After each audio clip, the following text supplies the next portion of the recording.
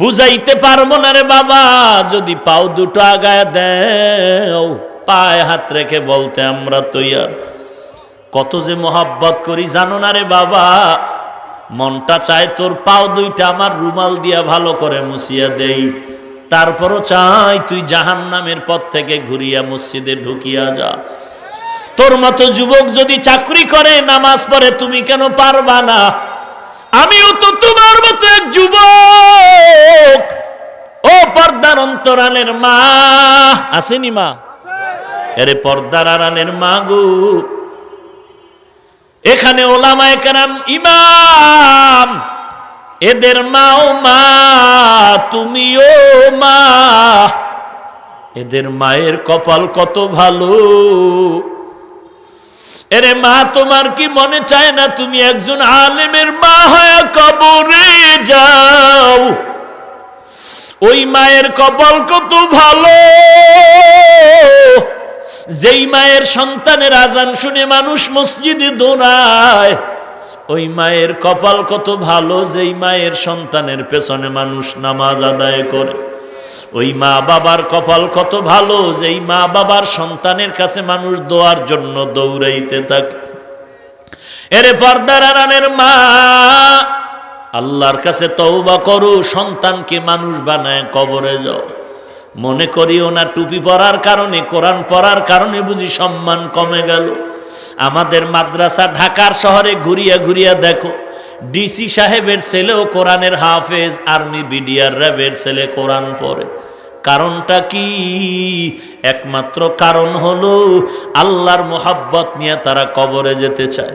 মাঝে মাঝে দেখা হলে দোয়া চায়, হুজুর নিজে আলেম হতে পারি নাই, কোরআন পড়তে পারি নাই, আমার সন্তানের আমি কোরআনের হাফেজ বানাতে চাই। কারণ এই অন্ধকার কবরে একা কেমনে থাকবো? আমার সন্তান যদি কোরআনওয়ালা হয়, আমার সন্তান কবরের কিনারায় গিয়া কোরআন পড়ে দোয়া করবে। এরে নবীর উম্মতের দল, মানুষ লোভে লোভে অনেক কিছু করে, সত্যটারও মিথ্যা বানায়, মিথ্যাটারও সত্য বানায়, লোভে পড়ে। এরে আল্লাহর বান্দা বলো, তোমরা আজকে মানুষ স্কুলে কেন পড়ে? এতবার বুঝাই তারপর আসে না। কয় ফ্রি বই দেয়, মাসে মাসে টাকা দেয়, গাড়ি ভাড়া দেয়, নাস্তার আয়োজন করে, সরকারি চাকরি পাবো, সার্টিফিকেট পাবো। এরে আল্লাহর বান্দা, আমাকে যদি প্রশ্ন করো ভাই এত পায়ে ধরে বুঝাইলাম কেন কোরআন পড়ে, কারণটা কি? পেছনে কারণ না দুনিয়ার কোনো সার্টিফিকেট আছে, না দুনিয়ার কোনো সরকারি চাকরি আছে, না কেউ আমাদেরকে কোটি কোটি টাকা দিয়ে বাড়ি ঘর করে দেয়, বরং না কোরআন হাদিস পড়ার কারণে কত মানুষ টুপিওয়ালা বলে গালি দিয়েছে, কত মানুষ দাড়িওয়ালা বলে গালি দেয়, কত মানুষ কত আল্লাহওয়ালার নাম নিয়ে আমাদের চোখের সামনে গালাগালি করে। মাদ্রাসার বিরুদ্ধে কথা বলি, এরপরেও কেন টুপি ছাড়ি না, নামাজ ছাড়ি না, পর্দা ছাড়ি না, মাদ্রাসা ছাড়ি না? কারণ একমাত্র কারণ হলো গুনাহগার হয়ে যদি কবরে যাই। আল্লাহ বারবার বলেন গুনাহগারের জন্য কবর বড় ভয়ঙ্কর হবে। ইন্নাল আবরারা লাফি নাঈম ওয়া ইন্নাল ফুজ্জারা লাফি জাহিম। নেক আমলওয়ালার জন্য জান্নাত, গুনাহগারের জন্য জাহান্নাম। ওই জাহান্নাম সত্য, কোনো সন্দেহ নাই। অতএব আমি গুনাহ নিয়ে যদি কবরে যাই, ওই কবরের আযাব আমি সহ্য করতে পারবো না। এই কথা আমি কেন, সাহাবায়ে কেরাম, তাবিন, তবে তাবিন, ওলামায়ে কেরাম, লক্ষ লক্ষ নবীরা এই কবরের আযাবের ভয়ের কারণে কান্না করে করে জীবনটারে কাটায় দিলেন। নবীর সাহাবী ওসমান যুন্নুরাইন রাদিয়াল্লাহু তাআলা কবর দেখলে হাউমাউ করে কাঁদতেন, কারণ এই কবর বড় ভয়ঙ্কর একটি জায়গা। এরে নবীর উম্মতের দল, একবার যদি আল্লাহ কবুল করেন, হেদায়েতের সিঁড়িতে পাও রাখো, আল্লাহ তাআলা কবুল করলে দরজাটা খুলে যাবে। রে যুবক, জীবনে কত অন্যায় করেছো, চোখ দুটো বন্ধ করে দেখো, এই ময়দানে আমার মতো গুনাহগার কেউ নাই। কত মানুষ আইসা দোয়া চায়, এক গ্লাস পানি নিয়ে কয় একটু পানিটা দম করেন, ঘরের মধ্যে অসুস্থ। এক বাচ্চা নিয়ে কয় হুজুর দোয়া করেন, আমার বাচ্চাটা বড় অসুস্থ। চিন্তা করলাম এই বান্দা কত ভক্তি করলো, অথচ আল্লাহর আদালতে তো আমি এত ভালো মানুষ হতে পারি নাই। এরে নবীর উম্মতির দল, হেদায়েতের মালিক আল্লাহ, ইজ্জতের মালিক আল্লাহ। কপালে হেদায়েত থাকলে আসবে, হেদায়েত না থাকলে আসবে না। এরে যুবক, একটু চোখ বন্ধ করে তাকাও। এত অন্যায় করার পরেও আজকে এই অন্যায়ের খবর মা যদি জানে মা তারায় দিবে, বাবা জানলে বাবা তারায় দিবে। আল্লাহ তাআলা জানার পরেও একবারও রাগ করিয়া পানিও বন্ধ করেন নাই, বাতাসও বন্ধ করেন নাই, খানাও বন্ধ করেন নাই। বরং আল্লাহ মুহাব্বতের নজর দিয়া প্রতিদিন আসমানে এসে রাতের বেলা ডাকেন। প্রথম আসমানে এসে ডাকে, বান্দা কি প্রয়োজন, চাইতে দেরি হবে, পাইতে দেরি হবে না। এরে যুবক, আল্লাহর গোলাম, ওই কবরের ভয় আর আল্লাহর দরবারে জবাবদিহিতার ভয় অন্তরে ঢুকাইয়া আল্লাহওয়ালার দোয়া নাও, মরণের ভয় অন্তরে ঢুকাও। তোমার আমার মতো যুবক দাঁড়িয়ে রাখতে পারলে আমি কেন পারবো না? আল্লাহর কাছে তওবা করো, কান্না করো, মালিক আমার মতো গুনাহগার কেউ নাই, তুমি আমাকে মাফ করে দাও। আজকে থেকে তওবা করে নিলাম, আর গুনাহের কাছেও যাব না। আল্লাহওয়ালা ওলামায়ে কেরামের গালাগালি করব না, মা বাবার সাথে বেয়াদবি করব না। আয় আল্লাহ, মিথ্যা কথা বলবো না। আয় আল্লাহ তাআলা, কারো হক নষ্ট করব না, দেশ ও জাতির বিরুদ্ধে কোনো ষড়যন্ত্র করব না। অন্তর যদি ভালো থাকে, মুনাফিকি না থাকে, চাকরি করি আর যাই করি, নবীর আদর্শ সুন্নতের আমল ছাড়ব না। এই অন্তরের নিয়ত নিয়ে যদি তওবা করার খাঁটি অন্তরে নিয়ত হয়ে যায়, আল্লাহর মোহাব্বতে খাঁটি তওবার নিয়তে দুটো হাত আল্লাহকে দেখায় দাও। আল্লাহ,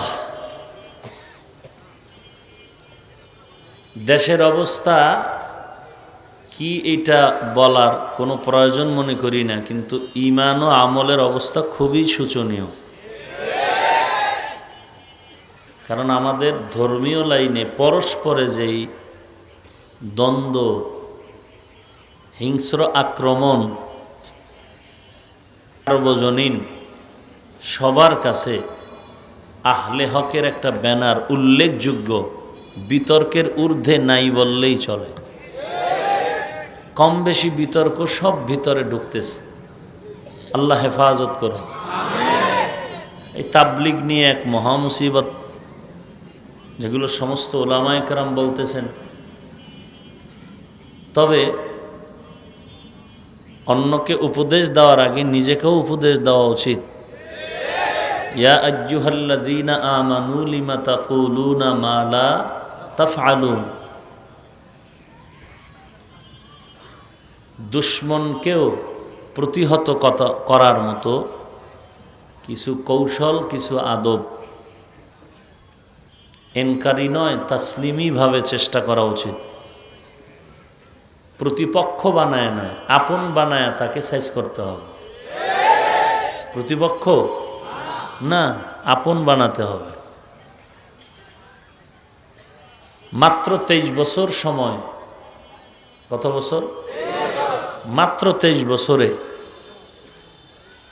মদিনাতুর রসুল সাল্লাল্লাহু আলাইহি ওয়াসাল্লাম গোটা বিশ্বকে আলোকিত করে ফেললেন। কি পুঁজির কারণে? কিসের কারণ?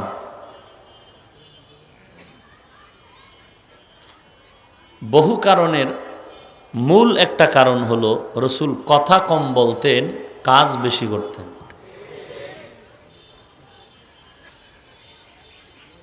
আমাদের ভেতরে কাজ কম, কথা বেশি।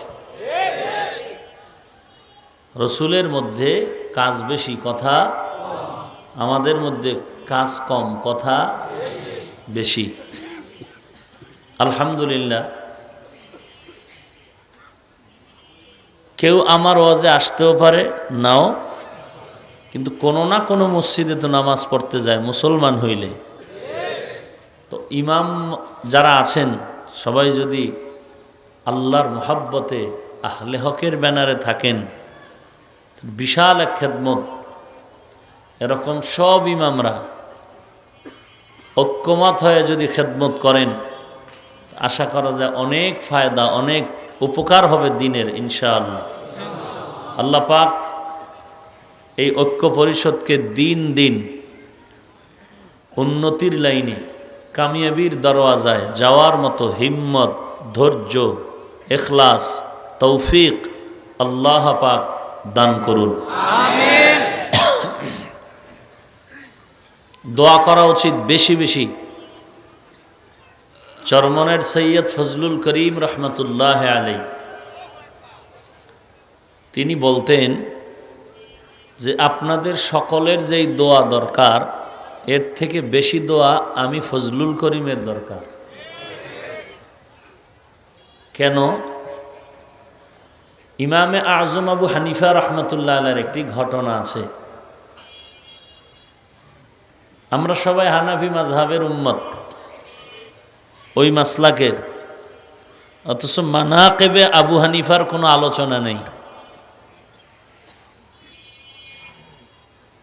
ইমাম আবু হানিফার মাযহাব আমরা অনুসরণ করি, কিন্তু ইমাম আবু হানিফা কি জিনিস এ নিয়ে আমাদের ভেতরে আমভাবে কোনো আলোচনা নেই।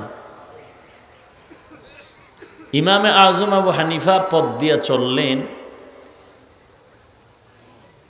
তো হঠাৎ একটা বাচ্চা রাস্তায় পড়ে গেল। ইমামে আজম গিয়া ধরলেন। বাচ্চা বললেন যে হযরত আপনি আমাকে ধরেন কেন? বলে তুমি যদি পড়ে একটা অ্যাক্সিডেন্ট, মারাত্মক সমস্যা, আমি পড়ে গেলে এত সমস্যা নেই, আপনি আপনাকে নিয়ে ভাবুন, আপনি পড়ে গেলে জাতির সমস্যা হবে।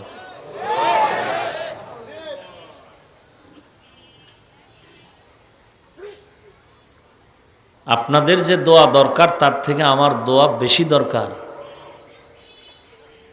কারণ এদেশের আহলে হক উলামায়ে কেরাম উম্মতের একটি দলিল, একটা দলিল। আসলে আল্লাহর প্রিয় বান্দা যারা, এদেরকে আল্লাহ পাক অলি শব্দ দিয়ে অবহিত করেছেন। অলি, অলির বহুবচন আউলিয়া। আলা ইন্না আউলিয়া আল্লাহি লা খাউফুন আলাইহিম ওয়া লা হুম ইয়াহজানুন আল্লাযীনা আমানু ওয়া কানু ইয়াত্তাকুন। আল্লাহর যারা অলি, প্রিয় বান্দা, এরা যদি আল্লাহর মহব্বতে কোনো কথা বলে ফেলেন, কসম করে ফেলেন, আল্লাহ বলেন আমি আমার মহব্বতের বান্দাকে মানুষের সম্মুখে ইজ্জত উঁচু করার জন্য তার ওই কসমকে পূরণ করে দেই। তো আল্লাহওয়ালা যারা খাঁটি, এদের কথাগুলো অনেক সময় বুঝে আসে না কি বললেন, কিন্তু গভীরভাবে তদন্ত করলে কোনো না কোনো লাইনে এর দলিল কোরআন সুন্নাহর আলোকে সাহাবায়ে কেরামদের আদর্শ খুঁজে পাওয়া যায়। আমাদের কথা হলো আমভাবে একটি কথা, কোনো ব্যক্তি দলিল নয়। একটা কথা আছে না, কোনো আলেম কি না দলিল কোরআন হাদিস। আলেম বা ব্যক্তি দলিল হবে কেন? তো হযরত বলতেন যেই আলেম উম্মতের দলিল হতে পারে না, আমি মনে করি সে আলেম হওয়ার যোগ্যতাই রাখে না। কথাটা বুঝার চেষ্টা করি। যে আলেম উম্মতের দলিল হতে পারে না, আমি মনে করি সে আলেম হওয়ার যোগ্যতাই। তার মানে কি? যে আলেমকে ইন্নামা ইয়াখশাল্লাহা মিন ইবাদিহিল উলামা, আল্লাহ বলেন আমার বান্দাদের মধ্যে একমাত্র উলামায়ে কেরাম আমাকে বেশি ভয় করবে। অর্থাৎ পৃথিবীতে তাকওয়া যদি কারো মধ্যে থাকে, এহসান কারো মধ্যে থাকে, সব থেকে বেশি থাকবে উলামায়ে কেরামদের মধ্যে। একটা সাধারণ মানুষ সে যদি মুস্তাহাব আমল করে, আলেম দাইমিভাবে করবে। সাধারণ মানুষ থেকে আলেমের ইখলাস, তাকওয়া, আমল সব থেকে উঁচু থাকবে। তার মানে আলেম যখন মুস্তাহাব সঠিকভাবে সুন্নত তরিকা অনুযায়ী চলবে, তখন তার কথা তো উম্মতের সুন্নতের আমলটাই তো দলিল হয়ে যাবে। তো দলিল হবে না মানি আলেম সুন্নত অনুযায়ী ঠিক মতো চলে না, আর যে চলে না সে আলেম হতে পারে না।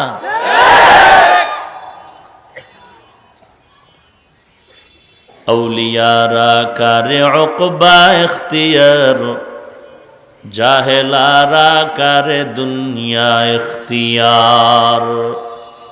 ওয়া আম্মা মান খাফা মাকামা রাব্বিহি ওয়া নাহান নাফসা আনিল হাওয়া ফাইন্নাল জান্নাতা হিয়াল মাওয়া। আপনারা 2 দিন বয়ান শুনছেন না? এখন যারা বসছেন আমি বয়ান করব, এটা কি আগে শুনেন নাই? এটা শুনেই বসছেন তো, কথা বলেন না কেন? তাহলে মোনাজাতের আগে কেউ উঠবেন না, আমি মোনাজাত দিয়ে দেব, আমি মোনাজাত দিয়ে দেব। এটা যাত্রার প্যান্ডেল না যে খেল তামাশা করবেন, মন চাইলে বইলেন, মন চাইলে উঠে গেলেন।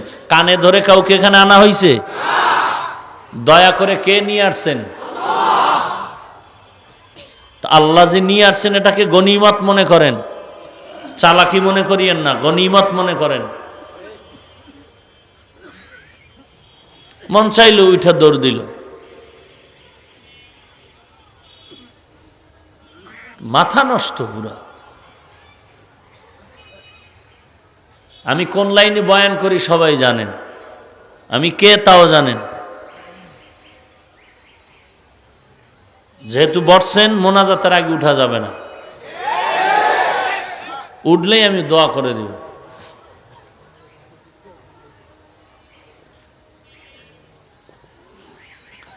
আল্লাহ তাআলা বলেন, ওই দিনকে ভয় করো যেদিন আল্লাহর কাছে দাঁড়িয়ে হিসাব দিতে হবে। ওয়াত্তাকু ইয়াওমান তুরজাউনা ফীহি ইলাল্লাহ।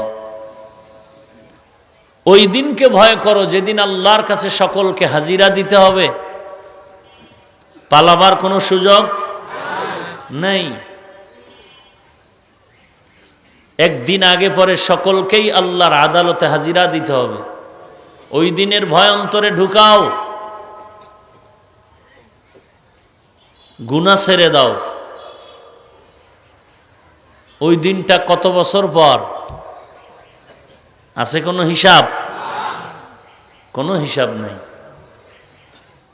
ভালো মানুষ হঠাৎ মরে যায়, কিসের দুনিয়া? 1 সেকেন্ডের ভরসা নেই।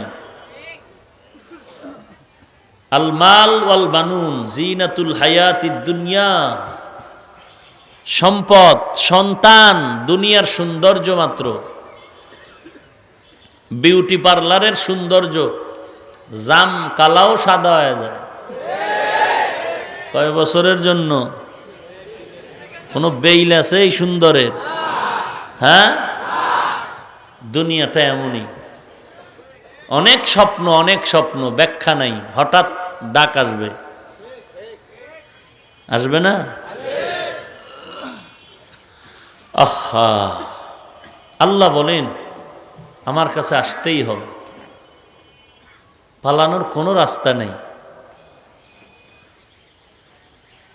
পুকুরের মধ্যে মাছ, দামি দামি মাছ, মালিক একটা মাছ ধরবে, শখ লাগছে, ঘরের মধ্যে রান্না করে মেহমান আছে খাবে, জাল মারলো, মাছ এত চালাক, আর এক জায়গায় গিয়ে ঘুমায় আছে।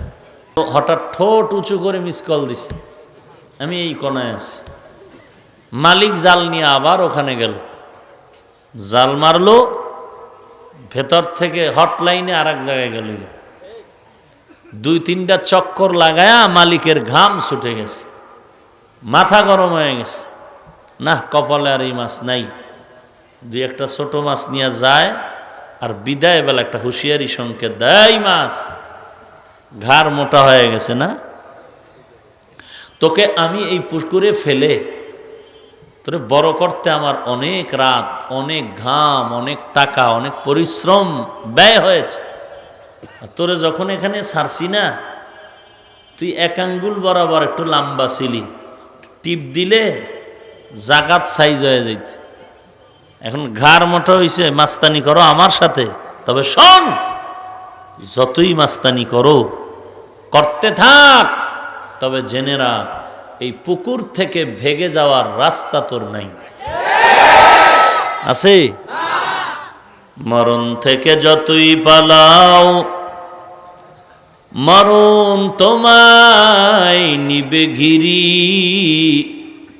যদিও সুদূর আকাশ পানে লুকাও সেথায় লাগিয়ে সিঁড়ি।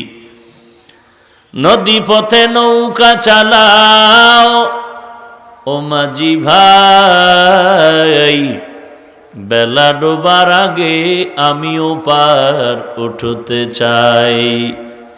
ডুবে গেলে বেলা রে আর উঠে না, ভেঙে গেলে মেলারে আর জমে না। নদীরে পার ভাঙে ও পার গড়ে, এই তো নদীর খেলা। সকাল বেলার ধনীরে তুই ফকির সন্ধ্যাবেলা। গোটা জমিনকে,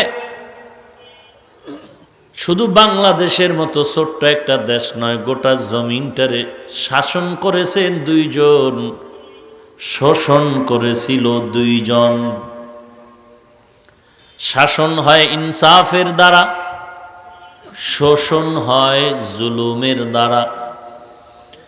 ইনসাফের সাথে শাসন করেছেন দুইজন, আর জুলুমের সাথে জমিনটারে শোষণ করেছে দুইজন। দুইজন শাসক, একজন পয়গম্বর সুলাইমান, আর একজন হলো বাদশাহ জুলকারনাইন। জালেম শাসক দুইজন গোটা দুনিয়ারে শোষণ করে চুষে চুষে খেয়েছিল। একজন হলো বেঈমান নমরুদ, আর একজন হলো বুখতে নসর, কেউ বলেছেন সাদ্দাত। বাদশাহ জুলকারনাইনের ঘটনা সূরা কাহাফের ভেতরে বিদ্যমান। এদিকে সুলাইমান নবীর ঘটনা সূরা নমলের ভেতরে বিদ্যমান। বাদশাহ জুলকারনাইনের ইন্তেকালের পূর্ব মুহূর্তে ভক্তদের বলে গেলেন, ও ভক্তের দল, ইন্তেকালের পরে আমার জানাজা যখন হয়ে যাবে, জানাজা হওয়ার পর কবর দেশে নেওয়ার সময় কাফন থেকে হাত বের করে একটু ঘুরাইয়া মানুষের দেখায় নিয়ে যায়। ওসিয়ত মতে ইন্তেকালের পরে জানাজা হয়ে গেল। জানাজা হয়ে যাওয়ার পর কাফনের ভেতর থেকে হাত দুইটা বের করে ঘুরায় ঘুরায় যখন কবরে নিয়ে যায়, দুনিয়াওয়ালারা ডাক দিয়ে কয়, তাকায় দেখ। সারা দুনিয়ার ক্ষমতা পাইয়া বাদশাহ জুলকারনাইনের পেটের ক্ষুধা নিবারণ হয় নাই, হাত বিছায়া মরণের পরেও বলে আরো চাই, আরো চাই, আরো চাই। ইমানওয়ালা ডাক দিয়া কয়, রে দুনিয়াদার বেঈমান, না না,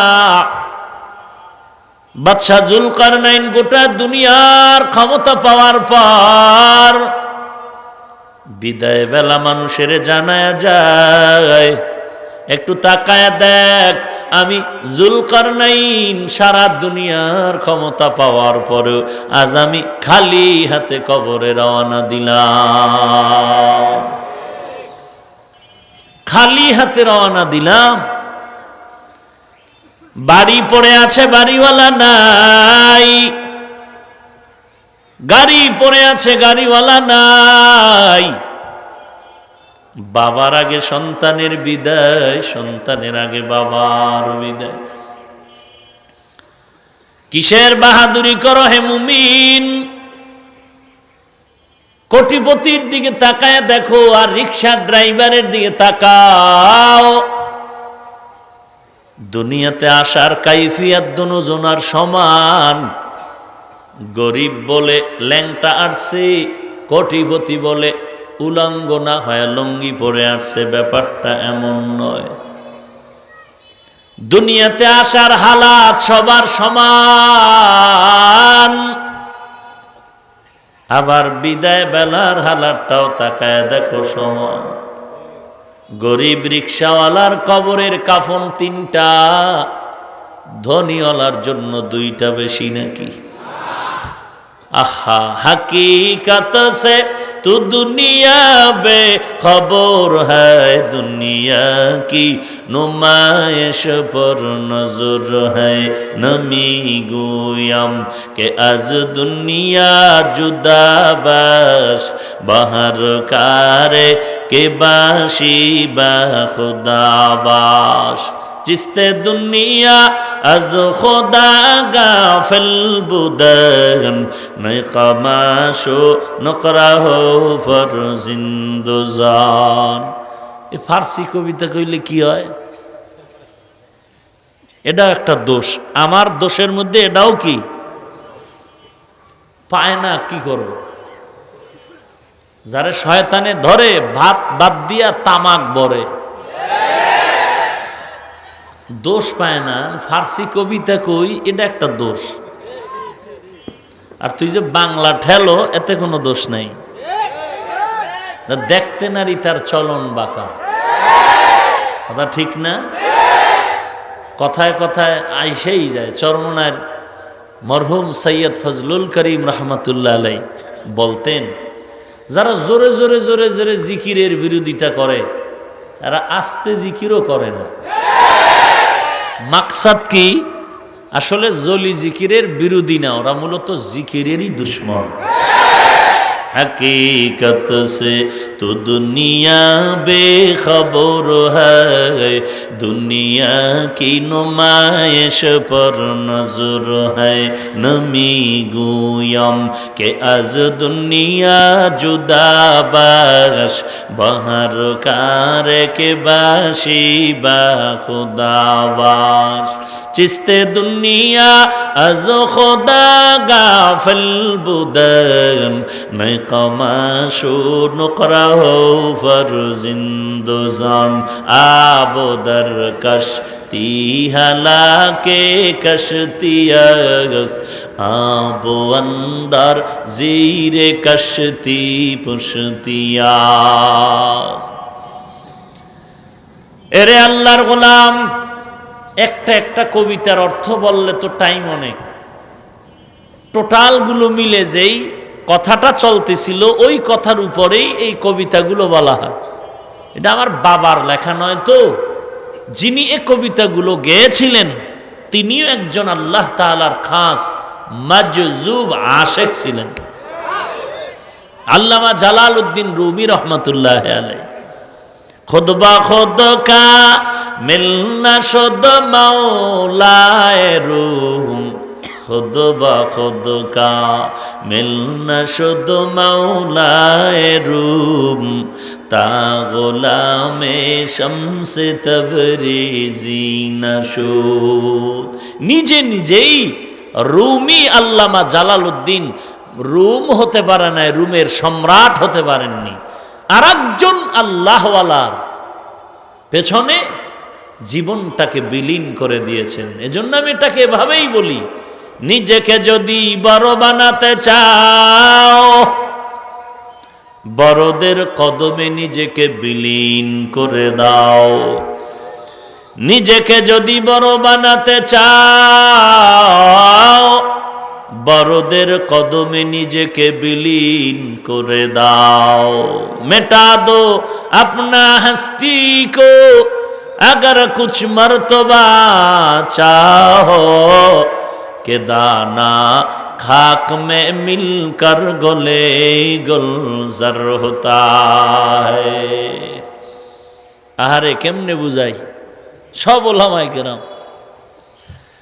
হায় হায় হায়, শেখ সাদি আর একজন ফার্সি কবি, পারস্যের কবিকুল সম্রাট আল্লামা শেখ সাদি, রসুলের একজন জগৎ বিখ্যাত আশিক। ইন্তেকালের পরে কেউ জিজ্ঞেস করলেন, সাদি কবরের কি হালাত?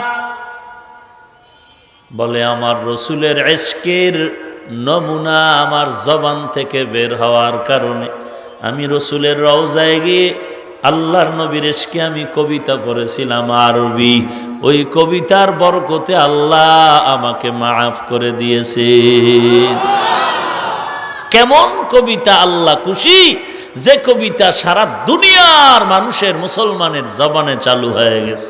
বালাগাল উলা বিকামালিহি কাশাফাত দুজা বিজামালিহি হাসুনাতু জামিউ খিসালিহি সাল্লু আলাইহি ওয়া আলিহি বালাগাল উলা বিকামালিহি বালাগাল উলা বিকামালিহি কাশাফাত দুজা বিজামালিহি হাসুনাতু জামিউ খিসালিহি সাল্লু আলাইহি ওয়া আলিহি বালাগাল উলা বিকামালিহি কাশাফাত দুজা বিজামালিহি। সুন্দর করে পড়লে কি গুণ হয়নি? তেডারে টাইনা টুইনা বাকাতারা পরে কি হয়? এটা তো রসুলের শানেই পড়া হলো।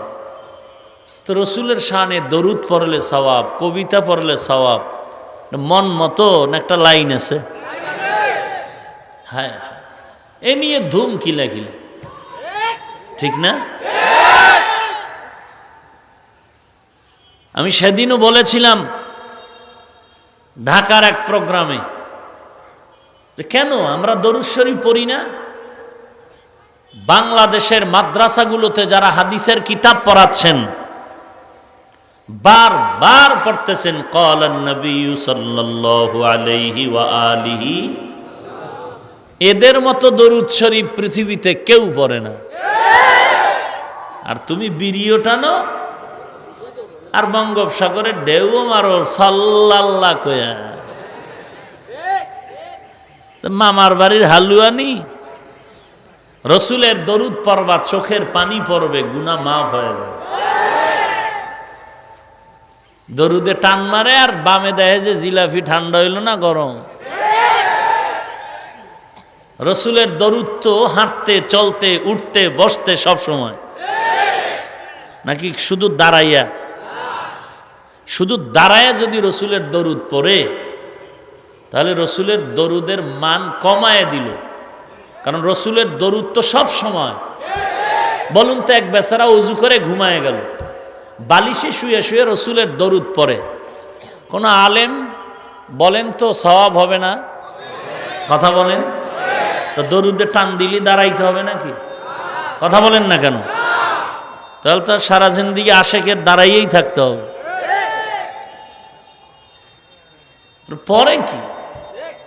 পরে কি মনে হয় বঙ্গোপসাগরে তুফান জারি হয়ে গেছে। রসুলের দেওয়া কত সুন্দর দরুদ শরীফ, এগুলি পড়ে না। আপনারা ঠিক বলেন, আপনারা ঠিক আছেন নি? কি এর ঠিক আছে? ইমাম সাহেবের দাওয়াত দিছেন, বাসায় গিয়া দরুদ পড়লো, সূরা ফাতিহা কুল হু আল্লাহ পড়লো, এরপরে নামাজের দরুদ শরীফ পড়লো, আলহামদুলিল্লাহি রাব্বিল আলামিন কইল, হাদিয়াটাই দিল না। কে এত কষ্ট করে আনলাম, মিলাদ শরীফ পড়লো না? ওটা কি তোর বাপের মাথা পড়ছে? মূর্খ। নামাজের দরুদেটা কি খারাপ? হাদিসে নাই? তো তুই মদিনার কেমন বাটপার আশেক যে মদিনার দরুদ পড়ছে তোর ভাল লাগে না? বাটপার তুই, কিসের আশেক বদমাইশ তুই? আশেক নামের ধোঁকাবাজ। মদিনার দরুদ পড়ছে তোর ভাল লাগে না? সুর নাই না, টান নাই, ঢেউ নাই। আল্লাহু ইউহুম্মা, বঙ্গোপসাগরের ঢেউ লাগে। ফালতু মূর্খ। হ্যাঁ, যদি পড়ো তোর কোনো বুজুর্গে শিখায় থাকে শুদ্ধ করে পড়, যে অর্থ ঠিক থাকে, মোহাব্বত ঠিক থাকে, চোখে পানি আসে, গুনাহ মাফ হয়। কি বলেন? এরা এইরকম মজমা ছাড়া, অনুষ্ঠান ছাড়া আর দরুদের খবর রাখে না। অথচ মসজিদে ঢুকতেও দরুদ, বের হতেও কি বিসমিল্লাহি ওয়াসসালাতু ওয়াসসালামু আলা রাসূলিল্লাহ আল্লাহুম্মা ইফতাহ লি আবওয়াবা রাহমাতিক। আবার বের হতেও দরুদ শরীফ, বিসমিল্লাহি ওয়াসসালাতু ওয়াসসালামু আলা রাসূলিল্লাহ আল্লাহুম্মা ইন্নী আসআলুকা মিন ফাদলিক। ঠিক আছে, আসেনি দরুদ? এরা মিষ্টি না থাকলে আর হ্যাঁ দরুদ নেই। কিছু আল্লাহর আশেক, নবীর আশেক কেমন আছে, বইসে মজলিসে দরুদ শরীফ পড়বে, যে দে খাওন টাউন নাই, কোনোরকম দুইটা টান টন দিয়ে ফায়ে দিয়ে দৌড়, বুঝেন নাই? আর যদি দেখ গরম মিষ্টি, তো নিজেও হাজির, কোলের ফোলা মাইয়াটারেও নিয়ে হাজির। আর আমি ছাত্র জীবনে ইমামতি করছি, তো এটি সব দেখা হয়ে গেছে। আল্লাহ হেদায়াত দান করুন। রসুলের শিখানো দরুদ কি খারাপ? আমি আজকে খুতবায় দরুদ শরীফ পড়লাম, এরপরও কোনো বুজুর্গ যদি শিখায় থাকে শুদ্ধ করে পড়ো, ভুল কেন? এবার আর এক কিলাকিলিয়া নবী সালাম আলাইকা আছে না নাই? আমি বলছি বাংলাদেশে কেউ যদি না পড়ে, আমি একা পড়বো, আমারে খালি একটা দলিল দাও। রসুলের লক্ষ লক্ষ লক্ষ লক্ষ হাদিস, সহি হাদিস লাগবে না, একটা জয়ীফ হাদিস দেখাও। কোন হাদিসে ইয়া নবী সালাম আলাইকা বলে নবীকে সালাম দেওয়ার পদ্ধতি কোন হাদিসে এইভাবে শিখানো আছে? সহি হাদিস লাগবে না, একটা জয়ীফ হাদিস দেখাও। আমি কালকে থেকে শুরু করব, কেউ না পড়লে আমি পড়ব। যদি বলো হুজুরে এত উপরে যাওয়া যাবে না, একটু নিচে নামেন। এবার সেকেন্ড পজিশনে নামলাম। রসুলের লক্ষ লক্ষ সাহাবী, আবু বকর থেকে শুরু, একজন সাহাবী রসুলের জন্য ইয়া নবী সালামু আলাইকা বলে সালাম দিয়েছেন নবীকে, একটা প্রমাণ। কেউ বাংলাদেশে না পড়লে আমি পড়ব, কোনো ঝগড়া নাই, কোনো দ্বন্দ্ব না। হুজুর আর একটু নিচে নামেন। আচ্ছা, তোমরা তো কথায় কথায় যারা ইয়া নবী বলে তারাও বলে আমরা হানাফি হানাফি হানাফি। নবীর ইয়া নবী বলে সালাম দিলে যদি এত বরকত হয়, আবু হানিফা এই বরকতের কাজটা করলেন না কেন? ইমাম মালিক করলেন না কেন? ইমাম শাফিঈ করলেন না কেন? ইমাম আহমদ বিন হাম্বল করলেন না কেন? হাজী ইমদাদুল্লাহ মুহাজিরে মক্কি করছেন, এই একটা দলিল। এই একটা কি দলিল? সারসিনার নেসারউদ্দিন রহমাতুল্লাহ আলাইহি করছেন, 2 নাম্বার দলিল। একটা কিতাব দেখাও, হাজী ইমদাদুল্লাহ মুহাজিরে মক্কি রহমাতুল্লাহ আলাইহি, আমাদের মুরব্বীদের মুরব্বী, জবরদস্ত একজন বুজুর্গ। তিনি রসুলের মোহাব্বতে, রুহানিয়তের পাওয়ারে, দরুদ শরীফে কখনো কখনো দাঁড়িয়ে যেতেন, কিন্তু ইয়া নবী সালাম আলাইকা পড়ছেন, তার দলিল দাও। দরুদে দাঁড়াইতেন মানি, কিন্তু ইয়া নবী বলে দাঁড়াইছেন, দলিল দাও। নাম্বার 2, হাজী ইমদাদুল্লাহ দাঁড়াইছে এই জন্য যদি তুমি দাঁড়াও, তুমি হাজী ইমদাদুল্লাহর 1000 কোটি ভাগের 1 ভাগ তাকওয়া তোমার মধ্যে আছে? তুমি স্টেজ উঠলে যে টাটকা গালি দাও কাফের বলে, তুমি তো মুসলমান নামের ইসলামের বড় দুশ্মন। তুমি হাজী ইমদাদুল্লাহর দলিল দাও, লজ্জা করে না? হাজী ইমদাদুল্লাহ মুহাজিরে মক্কির দলিল দাও, লজ্জা করে না তোর? হাজী ইমদাদুল্লাহ মুহাজিরে মক্কি পাও বাঁকা করে রাখতেন, সোজা করতেন না, শুইতেনও বাঁকা করে, বসতেনও বাঁকা করে। তাহলে তুমিও পাও বাঁকা করো। হাজী ইমদাদুল্লাহ দাঁড়াইছে, আমি দাঁড়াই, তো পাও বাঁকা করছে, করো।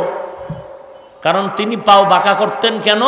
তার রুহানিয়তের এত তীক্ষ্ণ নজর যে যেদিকেই পাও খুলবেন সেদিকেই দেখতেন আল্লাহ তাআলার নূরের তাজাল্লি। তুমিও পাও বাঁকা করো। সারসিনার নেসারউদ্দিন রহমাতুল্লাহ আলাইহির দলিল তুমি দাও কেন? সারসিনার নেসারউদ্দিন তো কাউকে হিংসা করেননি, গালি দেননি। তোমার মধ্যে তো হিংসার কবিরা গুনাহ, গালাগালির কবিরা গুনাহ, তুমি তার দলিল দাও কেন? এত বড় সওয়াবের কাজটা আবু বকর করলেন না কেন? ওমর করলেন না কেন? ওসমান করলেন না কেন? এত বড় ফজিলতের কাজটা হযরত আলী করলেন না কেন? ইমাম আবু হানিফা করলেন না কেন?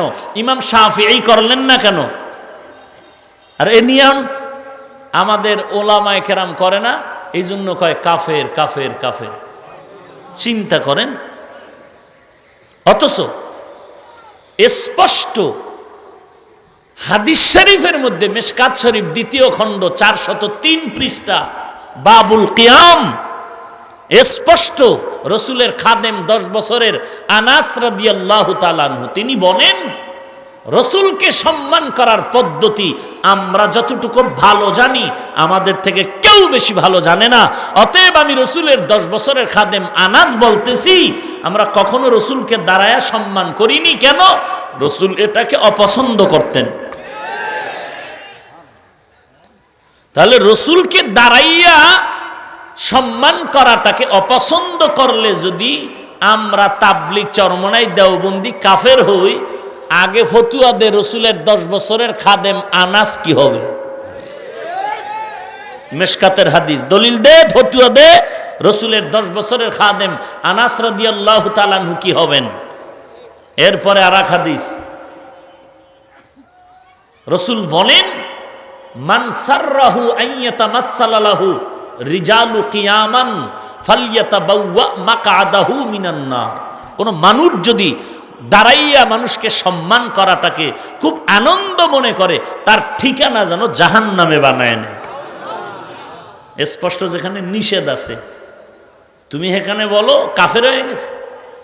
আমরা তো কোনোদিন বলি নাই যারা ইয়া নবী সালাম আলাইকা বলেন আপনারা কাফের, একবারও তো বলিনি। তোমার এত অ্যালার্জি কেন? তাহাজ্জুদ বেশি বড়।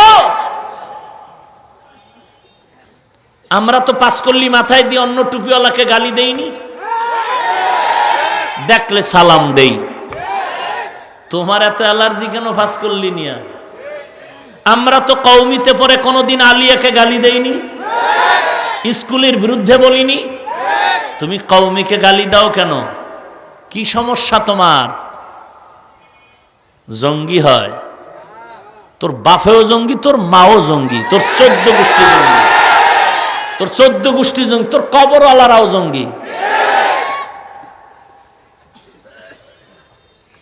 সরকার শুদ্ধা প্রশাসনের সবাই তদন্ত করে তন্ন তন্ন করে চুলচেরা বিশ্লেষণ করে দ্ব্যর্থহীন ভাষায় বলেছে মাদ্রাসাই হলো আদর্শ মানুষ গড়ার ফ্যাক্টরি। এরপরেও যদি কোনো কুলাঙ্গার বলো মাদ্রাসায় জঙ্গি, আমি বলবো তুই জঙ্গি, তোর মা জঙ্গি, তোর রক্ত যেদিকে গেছে সব জঙ্গি।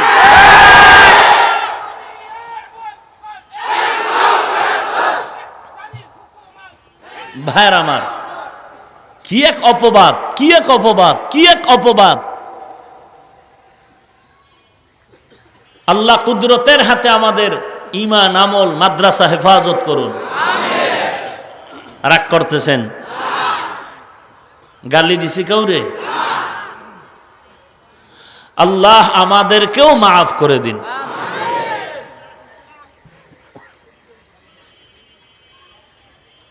দুনিয়াতে আসাটাও এক, যাওয়াটাও কি?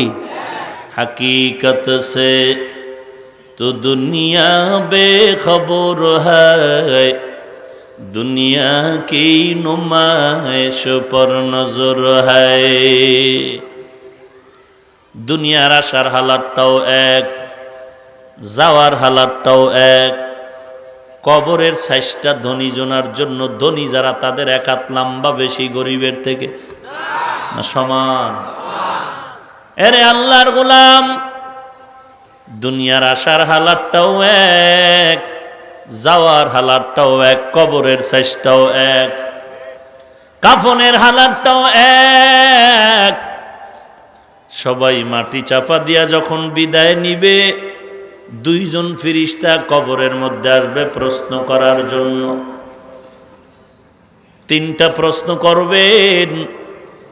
গরিবের প্রশ্ন একটা বেশি হবে, ধনীর একটা কম হবে নাকি? সবার সমান 3 প্রশ্ন। 1 নম্বরে রবের পরিচয় দাও, 2 নম্বরে ধর্মের পরিচয় দাও, 3 নম্বর রসুলের পরিচয় দাও। দুনিয়াতেই যদি রসুলের সাথে সম্পর্ক না থাকে, কিয়ামতের আগের দিন পর্যন্ত কোনো জবাব দেওয়ার সুযোগ কবরে হবে না। অতএব বান্দারে আসার হালাত, যাওয়ার হালাত, কবরের হালাত, প্রশ্ন সবই এক। মাঝখানে একটু সময়ের জন্য বাহাদুরি করে কোনো লাভ নাই।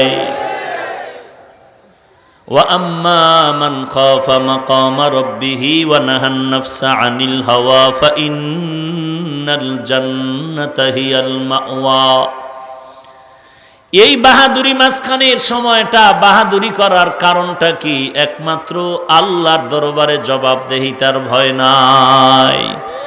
হরকে দারদ খৌফে হক দর দিল মদম জন্নাতুল মাওয়া দেহদ উরা মাকাম জুজবা হক চীজে মখাজ ইনসো জা ফজলে উআ মস্তে দরজুম লা জাহা।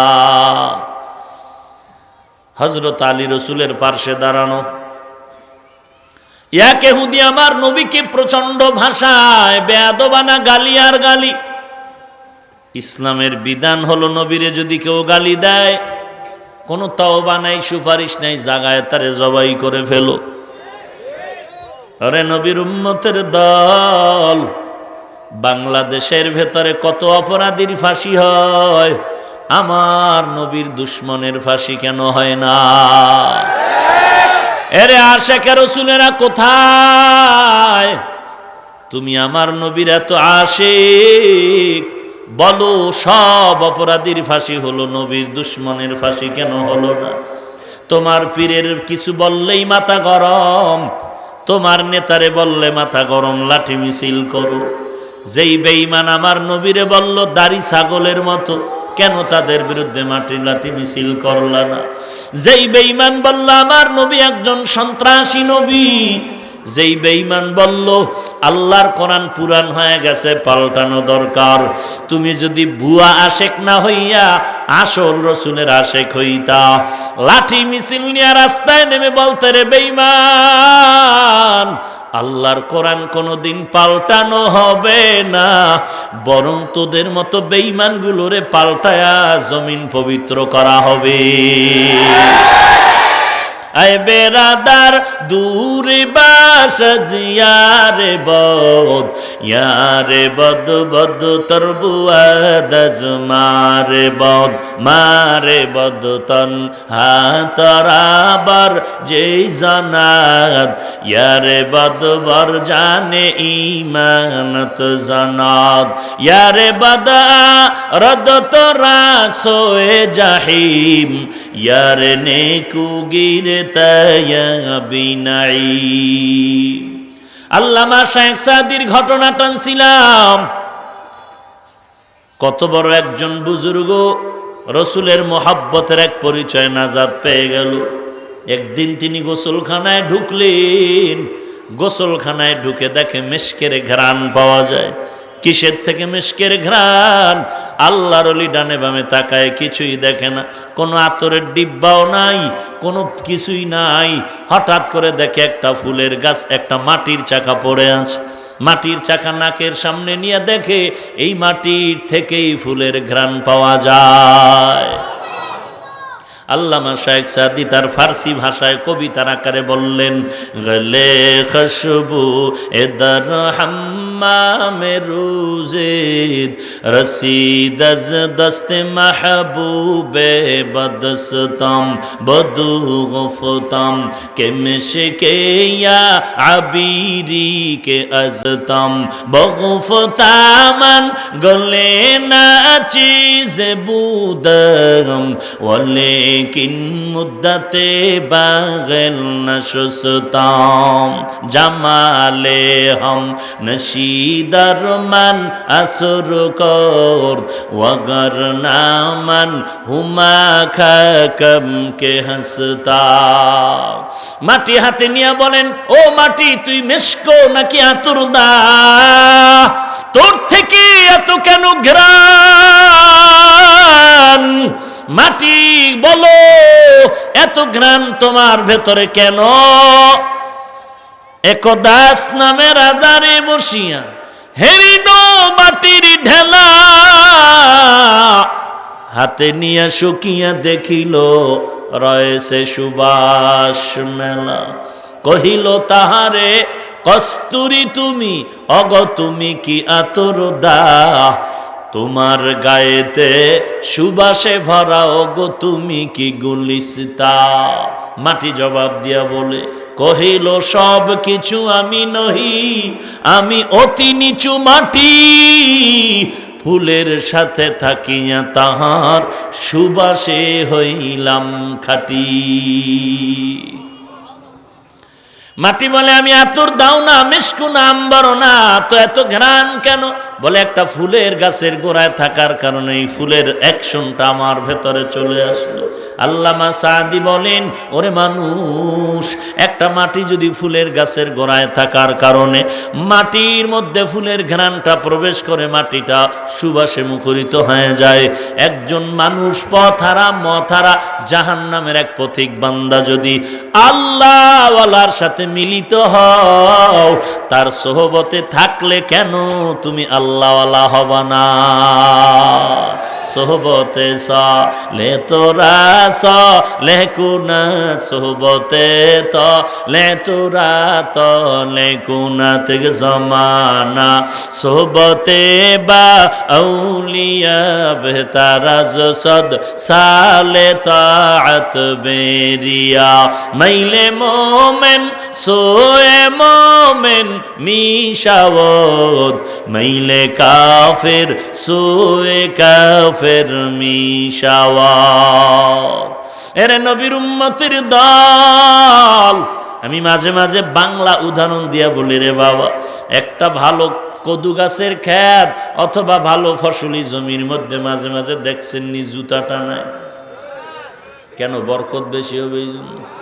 হ্যাঁ, কেন টানায়? বলে বদনজর। বদনজর কি নজর? কার বদনজর? আপনাদের বিশ্বা হুজুরের, খতিব সাহেবের?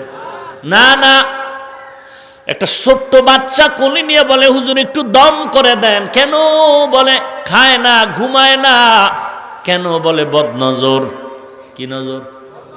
কার বদনজর? বলে গাঞ্জাখোর, মদখোর, বেআমল, বদমাস, চরিত্রহীন। ওই বদমাইশ একটা বান্দা অল টাইম বিড়ি টানে, নামাজ নাই, রোজা নাই, পর্দা নাই।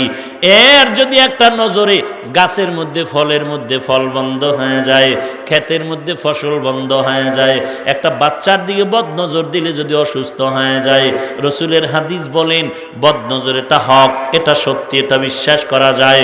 এরে বান্দা একটু জবাব দেও, একজন বেআমুলওয়ালার নজরে যদি বান্দার মধ্যে অ্যাকশন শুরু হয়, ফলের মধ্যে অ্যাকশন শুরু হয়, একজন নামাজি আল্লাহর গোলাম, নামাজ পড়ে, তাহাজ্জুদ পড়ে, চোখে বাণী, মিথ্যা বলে না, গালিও দেয় না, এমন একজন আল্লাহওয়ালার নজর দিয়া যদি একটা বেনামাজির দিকে তাকায়, বলো আল্লাহওয়ালার নজরে কেন অ্যাকশন হবে না?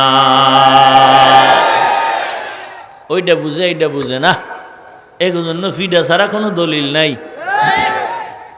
এরে নবীর উম্মতের দল, আসলে ভেজালের একমাত্র অভাব আল্লাহর দরবারে জবাবদেহিতার ভয় নেই। আছে কোনো ভয়? এরে নবীর উম্মতের দল, দুনিয়ার মধ্যেই দেখো জবাবদেহিতার কাঠগড়ায় বড় বড়রা দাঁড়ায় যায়, দাঁড়ায় না? হায় হায়, এত টাকা, এত পয়সা। হঠাৎ করে পত্রিকায় দেখি হাতের মধ্যে হ্যান্ডকাপ। কারা লাগাইছে? যারা সেলিউট দিয়েছে। ঠিক নেই? দুনিয়ার আদালতেই যদি তুমি রেহাই না পাও, পরকালের আদালত থেকে কেমনে রেহাই পাইবা? যতই মাস্তানি করে বলো কিয়ামত বলতে কিছু নাই, আল্লাহ বলেন কিয়ামত অবশ্যই হবে। বিশ্বাস করলে ঈমানদার, অবিশ্বাস করলে বেঈমান। আমরা বিশ্বাস করিনি? কেমনে কেমনে? মানুষ তো মরে গেলে মাটির সাথে নিশ্চিহ্ন হয়ে যাবে, সমুদ্রে পড়ে মরে গেল, কবরও হলো না, আবার কেমনে উঠবে? কিসের আবার কিয়ামত? এরে আল্লাহর গোলাম, এক সন্ত্রাসী একজনকে হত্যা করেছে। হঠাৎ করে নারায়ণগঞ্জ কোর্টে হাজির করা হলো। ফতুল্লা থানার ওসি মহোদয় ধরে তারে কোর্টে হাজির করলো, জাস্টিস ফয়সালা দিল, তাড়াতাড়ি তাকে ফাঁসি দিয়া দাও। হত্যার বদলে হত্যা, দ্রুত হত্যা হয়ে গেল। এক হত্যার বিচার, একজন হত্যা হলো, বিচার সমাধান হয়ে গেল। কিছুদিন পর আর একজন সন্ত্রাসী ধরা পড়ল, 6 মার্ডারের আসামি। কথা কন না কেন? ধরা পড়ার পরে ফতুল্লাহ থানার ওসি সাহেব আদালতে হাজির করার পরে মহামান্য আদালত তার ব্যাপারে রায় দিল, তারে ফাঁসি দাও, হত্যা করো। আগের একজনে করছে, হত্যা করলো, হত্যার বদলে কি হত্যা। এখন করলো কয়জন? এখন একেও যদি হত্যা করা হয় 6 জনের বিচার হলো নাকি একজনের? বাকি 5 জনের বিচার কোথায় হবে? আল্লাহ বলেন, বান্দা এই 5 হত্যার বিচার করার জন্য কিয়ামত পর্যন্ত দুনিয়ার কোনো আদালত পারবে না। ওই 5 হত্যার বিচারের জন্য আর একটা ইনসাফের আদালত দরকার। ওই আদালতের নাম হলো কিয়ামতের আদালত। ওই দিনটারে ভয়ঙ্কর, যেদিন সমস্ত নবীরা নফসি নফসি বলে কাঁদবেন। পিসাব উপায় কি? হ্যাঁ, বাবাই বলে মারেফতের স্কুল খুলে লিস। চিন্তা করে, হ্যাঁ কি মজার গান গায়। কয় আমার বাবা দামি বাবা, আশেকে রসুল।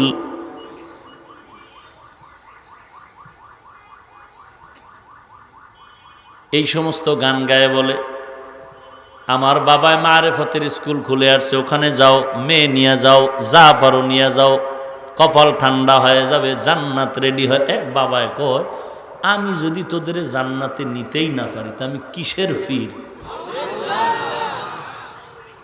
আল্লাহ হেদায়াত দান করুন। আরো জোরে বলেন, কিয়ামত হবে নি? কবে হবে? পিসা হুজুর জানে? নবীরা জানতেন? কেন জানেন না? আল্লাহ ছাড়া কেউ গাইবের মালিক। গাইবের মালিক কে? আরো আস্তে করে বলেন, আরো আস্তে। কুল লা ইয়ালামু মান ফিস সামাওয়াতি ওয়াল আরদিল গায়বা ইল্লাল্লাহ।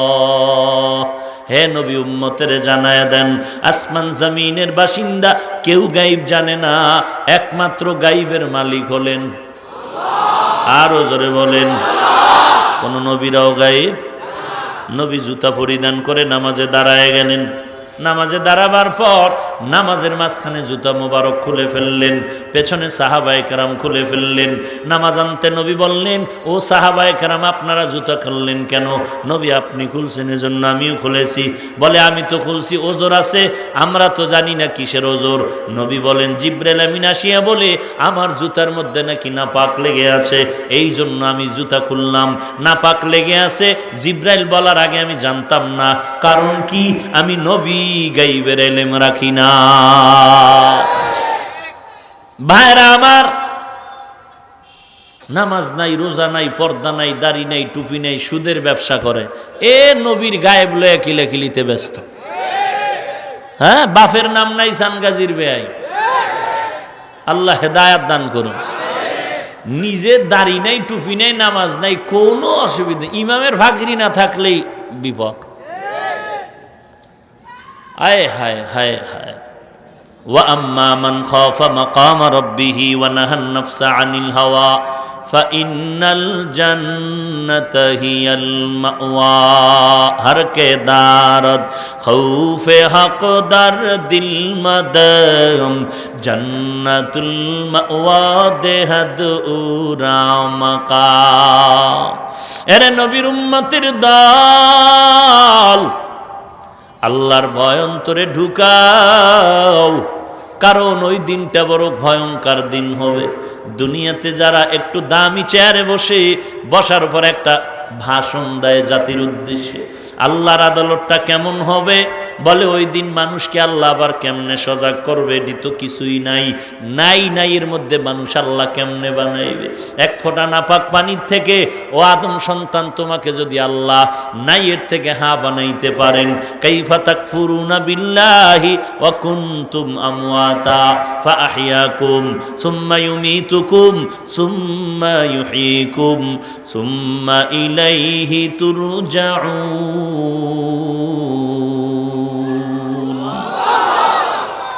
তোমার অস্তিত্বই ছিল না, আমি আল্লাহ একটা নাপাক পানির থেকে তোমাকে সুন্দর আকৃতিতে বানাইলাম। যে আল্লাহ তোমাকে এত সুন্দর করে বানাইয়া আস্তে আস্তে তোমার দুর্বল হাতে শক্তি দিলাম, দুর্বল কথা বলার শক্তি দিলাম, এরপরে যৌবন দান করলাম, ওই যৌবনতা আবার ভাটার মধ্যে ফালায় দিলাম। আজকে তোর হাতের শক্তি দেখাও, একটু তাকায় দেখ রে বান্দা, তোর আপন ছোট ভাই বোন এক সময় তুই তার মতো দুর্বল ছিলি, হাঁটতেও পারতি না, এখন আবার হাঁটতে পারো, শক্তি দেখাও। একটু তোর আব্বা তোর দাদার দিয়ে তাকায় দেখ, এখন তারাও কিন্তু এক সময় তোর মতো যুবক ছিল, শক্তিশালী, এখন দুর্বল হওয়ার কারণে লাঠি ছাড়া চলতে পারে না। কিসের বাহাদুরি করো রে গোলাম? আল্লাহ বলেন ওই ভয়ঙ্কর হাসরের ময়দান, যেদিন আল্লাহ পাক আদালত কায়েম করে মারাত্মক একটা হুঙ্কার দিয়া বলবেন, লিমানিল মুলকুল ইয়াউম লিল্লাহিল ওয়াহিদিল কাহ্হার। আল্লাহ তাআলার কুদরতি জবানের আওয়াজটা যে কত ভয়ঙ্কর হবে আল্লাহই ভালো জানেন। কেমন ভয়ঙ্কর হবে? হাসরের ময়দান তার থরথর করে কেঁপে উঠবে। সমস্ত বেঈমান কেন, মুমিন কেন, নবীরা পর্যন্ত বেহুশ হয়ে যাবে। এমন এই কঠিন সময় সূর্যটা মাথার উপরে নেমে আসবে, জমিনটা তামা হয়ে যাবে। এখন সূর্য জমিন থেকে 9,30,00,000 মাইল উপরে, দুনিয়ার জমিন থেকে 13 লক্ষ গুণ বড়।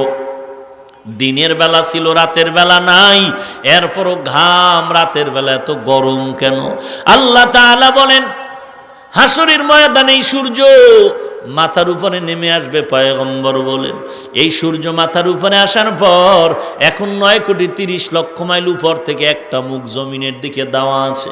এই মুখের তাপটা যা জমিনে আসে, দৈনন্দিন ফেরেশতারা ঠান্ডা পানি দেয় তাপমাত্রা কমানোর জন্য।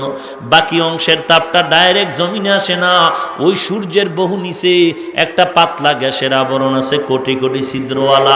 ওই সূর্যের তাপটা গ্যাসের আবরণকে কন্ট্রোল করে এরপরে জমিনের মধ্যে তাপমাত্রা ছেড়ে দেয়। এই তাপটাও আমার বান্দা কষ্ট পাবে। আল্লাহ তাআলা চুল দিয়া পোশাক দিয়া কাভার করে দিলেন যেন মাথার পাতলা চামড়া পুড়ে না যায়। এরে নবীর উম্মতের দল, নবী বলেন হাসরের ময়দানে সূর্যটা মাথার উপরে নেমে আসবে। আল্লাহ পাক একটা মুখ নয় 12টা মুখ জমিনের নিচের দিকে দেওয়ার ওয়াদা করবেন, দিয়া বলবেন ও সূর্য আজকে তোর মন মতো যত তাপ আছে সব জমিনে ছেড়ে দে। আল্লাহর নবী বলেন আল্লাহর অর্ডারে সূর্য 12টা মুখ থেকে যখন জমিনের মধ্যে পুরা তাপ দেওয়া শুরু করবে, সূর্যের তাপে জমিনটা তামা হয়ে যাবে। জমিনটা তামার হবে কেন? লোহা কেন হবে না? স্বর্ণ কেন হবে না?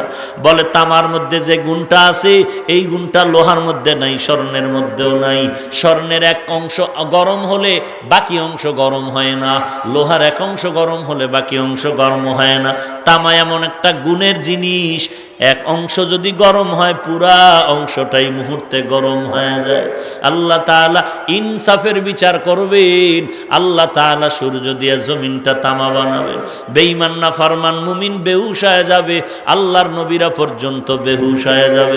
এক পর্যায়ে নবীর সুপারিশ করার আল্লাহ অনুমতি দিবেন। আল্লাহ নবীর সুপারিশ অনুমতি পেয়ে আল্লাহর নবী সুপারিশ করবেন, বিচার শুরু হয়ে যাবে।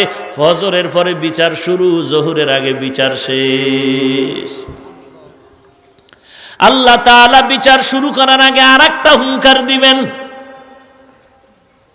আল্লাহ বলবেন আজ আমার ইনসাফের বিচার। দুনিয়ার জমিনের মধ্যে গুনাহগারেরা নেককারেরা একই রাস্তায় চলছো, একই নদীর মাছ খেয়েছো, কোনো বাধা দেওয়া হয় নাই। বেঈমান বেনামাজি সব একই পাতিলার তরকারি, একই জমিনের মাছ, একই গাছের ফল খেয়েছো, বাধা দেওয়া হয়নি। আজ আমি ইনসাফের বিচার করব। ও গুনাহগার, তোমরা নেককারদের থেকে আলাদা হয়ে যাও। ওয়ামতাজুল ইয়াউমা আইয়ুহাল মুজরিমুন, এরে গুনাহগারের দল তোমরা আলাদা হয়ে যাও। গুনাহগারেরা আলাদা হবে না, ভয়ে নেককারদের কাছে এসে যাবে। আল্লাহ তখন নিজের কুদরতি হাতে একটা বাছনি দিবেন। বাছনি দেওয়ার পর ধানের চিটার মতো গুনাহগারগুলো উড়িয়া উড়িয়া জাহান্নামের রাস্তায় পড়ে যাবে। আল্লাহ তাআলা কুদরতি ভাবে অর্ডার করবেন, ওয়াসিকাল্লাযীনা কাফারু ইলা জাহান্নামা যুমারা হাত্তা ইযা জাউহা ফুতিহাত আবওয়াবুহা ওয়াকাল লাহুম খাযানাতুহা আলাম ইয়াতিকুম রুসুলুম মিনকুম ইয়াতলুনা আলাইকুম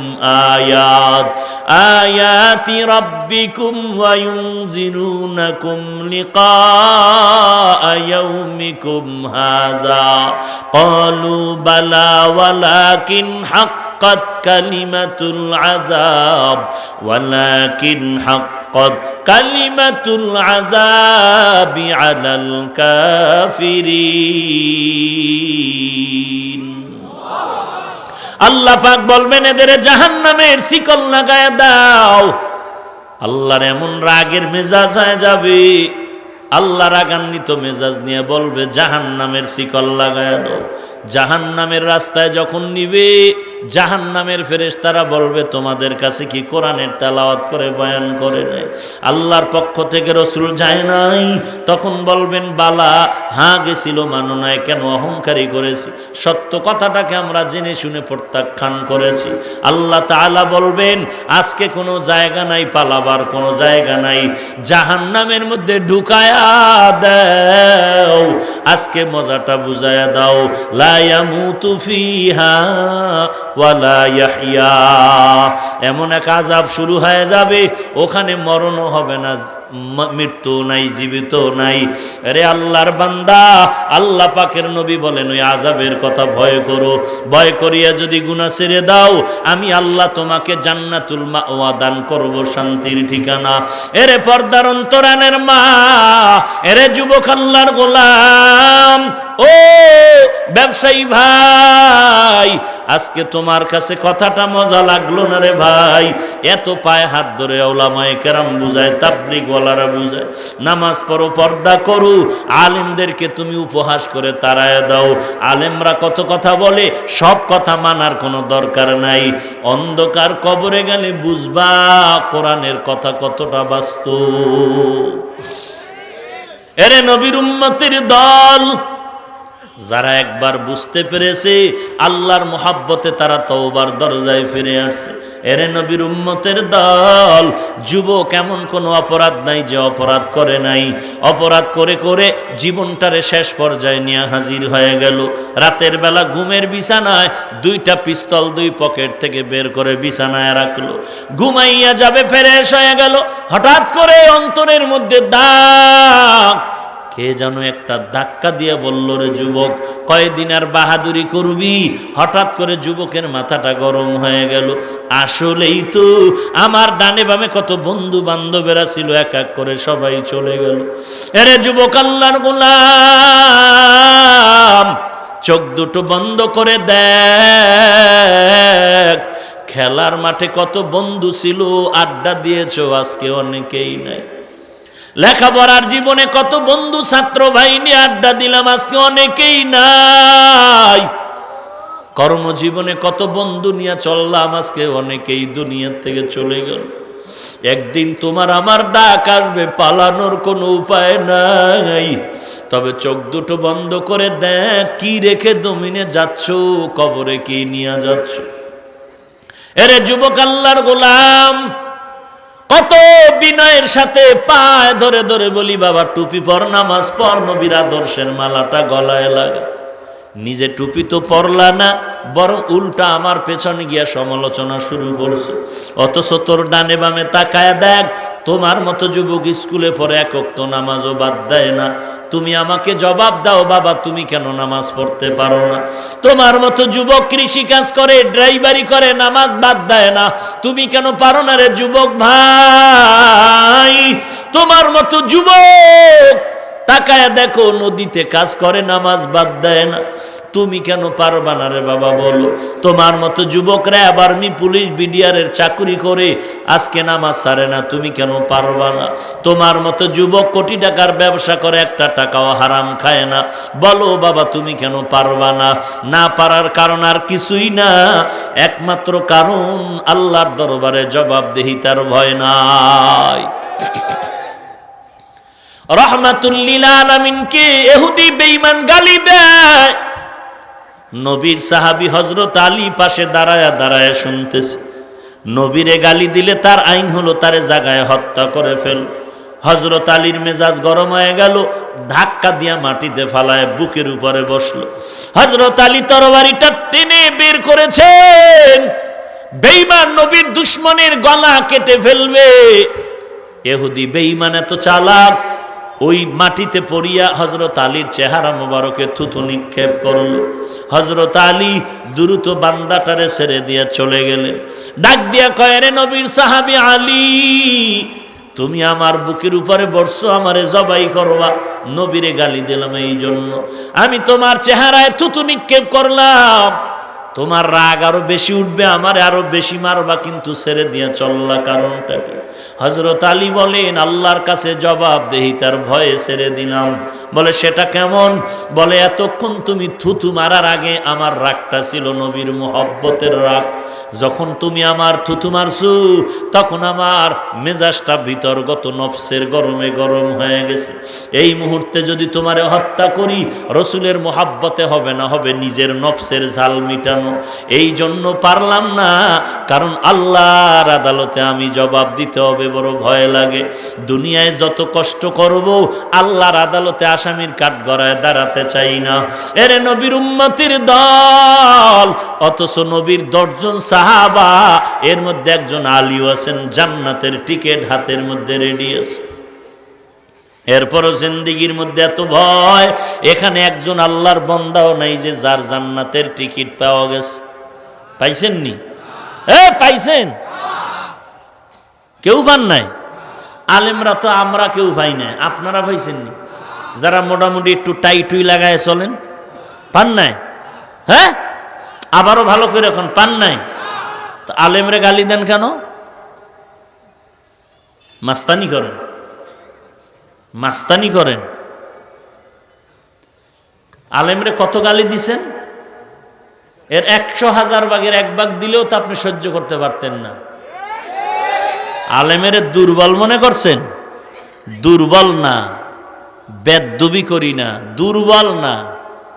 এই পুরা বাংলাদেশের বেদ্যব সাইজ করতে 1 ঘন্টাও লাগে না, আমরা ওলামায়ে কেরাম রাস্তায় নামলে। দুর্বল মনে করিস না, বেদ্যবি শিখি নাই। তোমার মতো বেদ্যব না, যে কারণে আমার টুপি আছে, দাড়ি আছে, নামাজ আছে, পর্দা আছে, হালাল আছে। তোমার নামাজ নাই, পর্দা নাই, থাকলেও সুদ খাও। এরপরও তো আদবের খাতিরে সালাম দেই, কথা ঠিক না? একটা গালি দেই না, তোমার গালির জবাবও দেই না। তবে আলেমরা কিন্তু না দিয়া ঘুমান না, যায় নামাজে কিন্তু ঠিকই চোখের পানি ফালায়।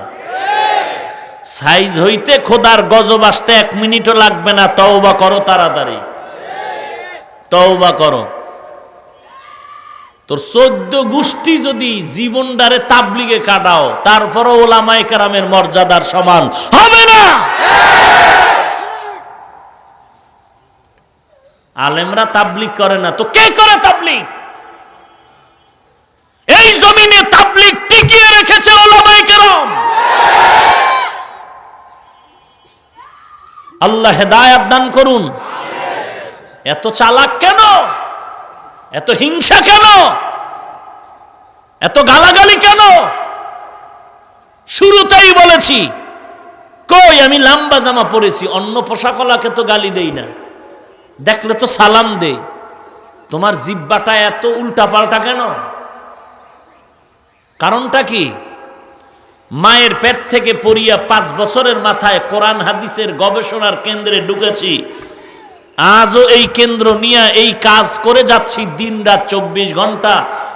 আপনি মনে করেন বয়ান করছি 1 ঘন্টা, 1 ঘন্টা না, আপনার এই বয়ানের পেছনে আমার 23 ঘন্টা সময় ব্যয় হচ্ছে। 23 ঘন্টা সময়। একটা গালি দেই না, বারবার ফাঁকে ফাঁকে কই, ভাই কষ্ট পাইছেন নি, বেজার হইছেন নি, মাফ করে দিয়েন। এত ঠেকাটা কেন? একমাত্র তাবলীগের কারণে, আল্লাহর রসুলের দাওয়াতের কারণে, অন্য কিছু নয়। এরপরও গালি শুনমু, দাও দেখি তোমরা মাস্তানি করে কি পারো, আর আমরা ওলামায়ে কেরাম চোখের পানি দিয়ে কি পারি দেখা যাবে।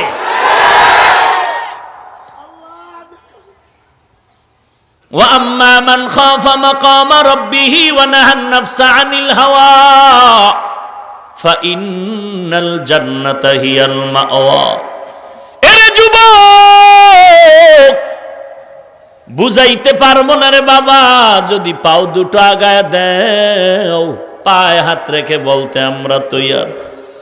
কত যে মোহাব্বত করি জানো না রে বাবা।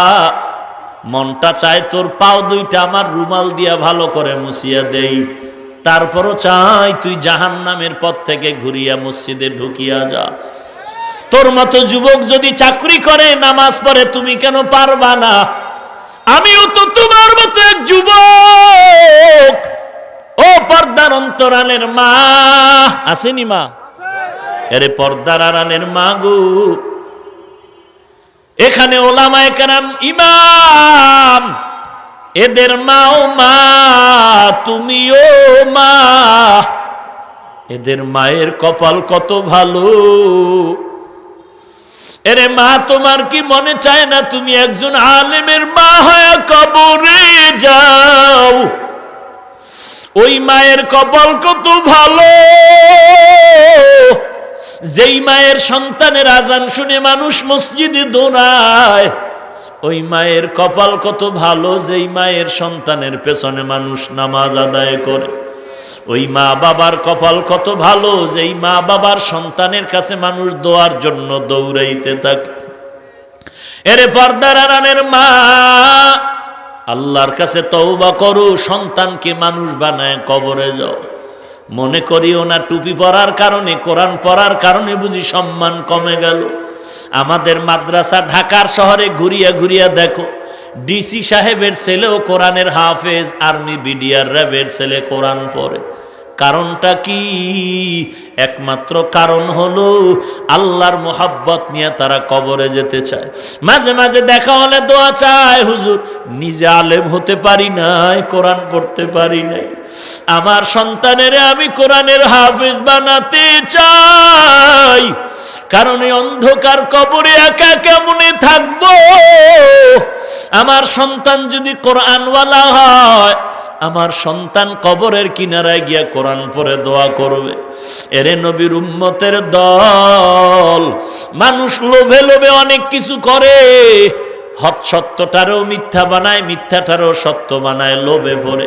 এরে আল্লাহর বান্দা বলো, তোমরা আজকে মানুষ স্কুলে কেন পড়ে এতবার বুঝাই, তারপর আসে না। কয় ফ্রি বই দেয়, মাসে মাসে টাকা দেয়, গাড়ি ভাড়া দেয়, নাস্তার আয়োজন করে, সরকারি চাকরি পাবো, সার্টিফিকেট পাবো।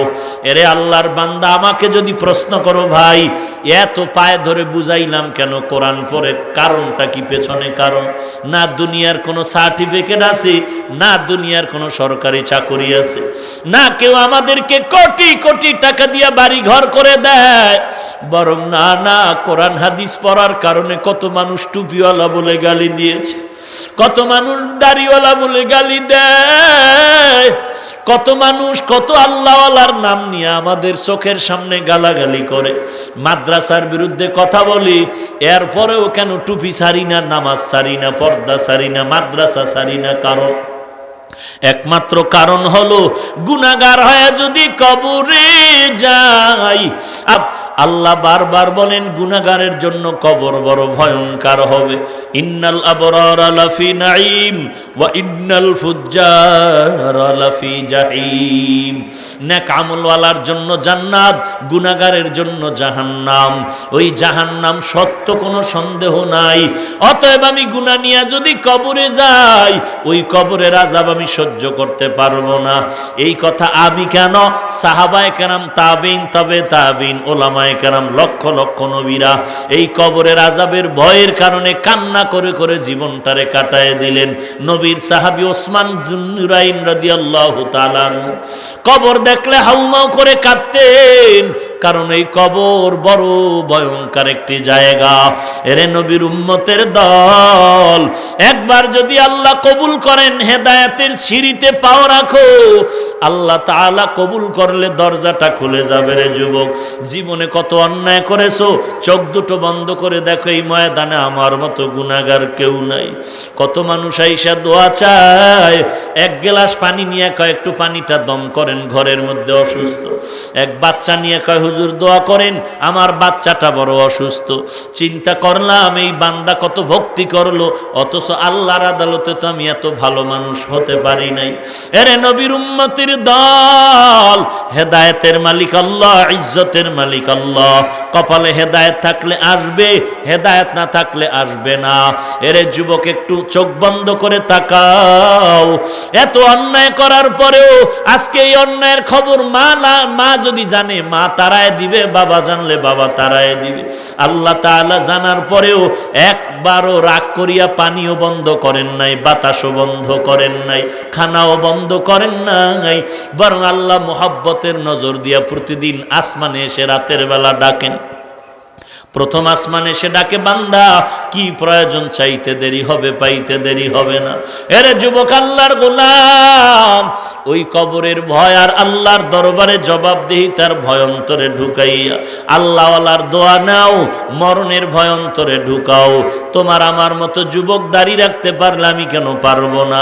আল্লাহর কাছে তওবা করো, কান্না করো, মালিক আমার মতো গুনাহগার কেউ নাই, তুমি আমাকে মাফ করে দাও।